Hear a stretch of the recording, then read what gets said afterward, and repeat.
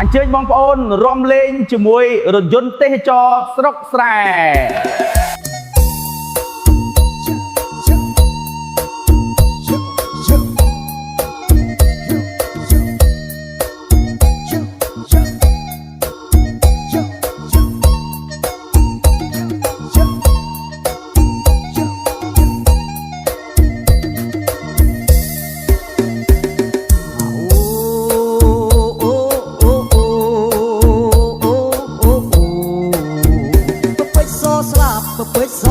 គូនចាប់សក្រុងចាប់បងអូនសផងបើព្រមស្រឡាញ់បងថាបងនេះមិនអោយព្រួយយូ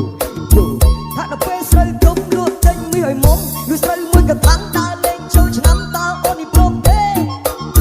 តើអូននេះព្រមទេ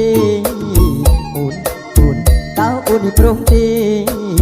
អូនតើអូននេះព្រមទេ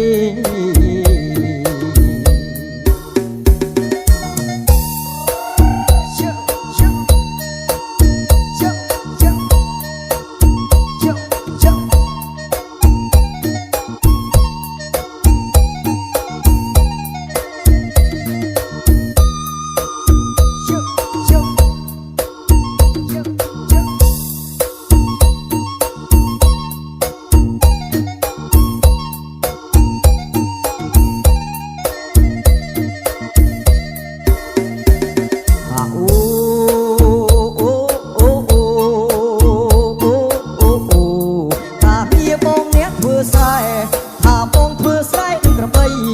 ការងារបងអ្នកធ្វើស្រែងើយបងធ្វើស្រែនឹងក្របីងើយបើសិនអូននាងតែទីងើយតើអូននាងចង់បានវ័យងើយបងព្រមធ្វើតាមទាំងអស់តាមធ្វើតាមទាំង